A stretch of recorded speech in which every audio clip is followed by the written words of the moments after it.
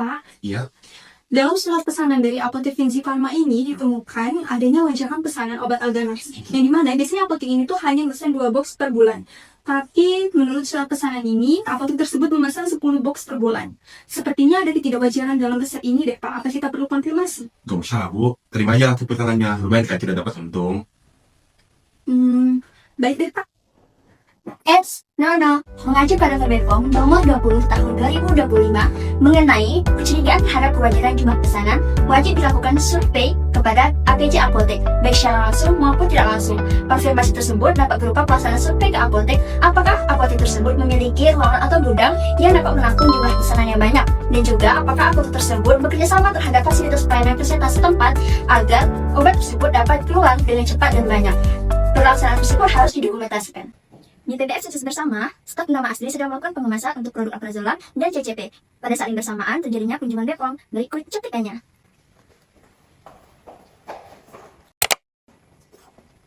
Halo Kak, PJ-nya ada nggak ya? Sebentar ya Bu, saya panggilkan. Halo, selamat siang Bu, saya Tia, tidak penanggung jawab dari PBF ini, ada yang bisa saya bantu? Halo Ibu, saya dari Bepom. Saya dapat laporan nih kalau misalkan PBF ini sering mengirimkan obat dengan kemasan luar yang rusak. Apakah saya boleh melihat SK petugasnya? Untuk SK petugas CCP ya Bu? Iya. Kan sudah saya duga, kok petugas CCP-nya tidak sesuai SK? Mohon maaf sebelumnya Ibu, untuk petugas CCP kami sedang bertugas di luar, maka dari itu saya menugaskan Astrid untuk menggantinya Bu. No. Berdasarkan CDOB, personel yang menangani produk CCP harus tersertifikasi CDOB CCP. Seluruh personel yang menangani produk CCP harus mendapatkan pelatihan secara sistematis dan berkala. Pemilik IP sedang menerima obat-obatan dan Bepom pun datang untuk menindak.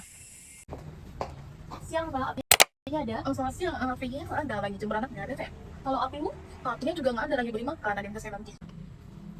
Wah, ini ada barang dari PP. Ini sepeda sama kakinya. Makasih ya. Iya. Mbak di sini sebagai APJ Teh. Bukan, saya kan di sini. Boleh teleponin APJ-nya sekarang? Oh, sebentar ya Mak. Ibu, saya APJ di apotek ini, ada yang bisa saya bantu? Iya, saya dari Bepom Ibu. Saya tadi melakukan pemeriksaan. Tapi kenapa ya yang melakukan penerimaan bukan APJ? Oh, Mbak ini udah saya latih Bu. No. Berdasarkan Bepom nomor 20 tahun 2025 bahwa orang yang melakukan penerimaan obat yaitu APJ atau orang yang didelegasikan. Jadi untuk obat sendiri itu tidak dapat melakukan penerimaan obat untuk menjaga mutu obat dan kualitas obat di apotek. Finance mengecek mutasi rekening dari PBL, kemudian terdapat dana masuk atas nama Tuan Cortex, di mana sebelumnya tidak terdapat dana masuk atas nama Tuan Cortex. Begitu explikannya. Ini kok ada uang masuk atas nama Tuan Cortex ya?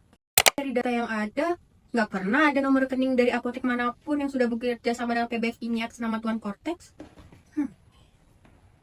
Halo, selamat siang Ibu. Saya dari Finance. Halo, selamat siang. Izin konfirmasi Ibu, ini pada tanggal 11 Juni ada uang masuk atas nama Tuan Cortex. Tapi setelah saya cek, nggak ada data pembayaran atas nama Tuan Cortex sebelumnya Ibu. Apakah boleh untuk dicekkan Ibu apakah ada apotek baru atau distributor lain yang melakukan pembayaran atas nama Tuan Cortex Ibu? Baik, saya cek dulu ya, nanti saya kabari. Baik, terima kasih Bu. Siang Bu. Iya, apotek Vinci Pharma sudah melakukan pembayaran. Nanti saya kirim ya bukti pembayarannya ke Ibu. Oke, saya cek dulu ya. Jadi gini Bu, ini rekening pembayarannya atas nama Tuan Cortex ya? Nama rekening pembayarannya tidak sesuai dengan formulir spesimen data pelanggan yang harusnya atas nama Vinci. Tolong untuk dikonfirmasi kembali ke apoteker ya.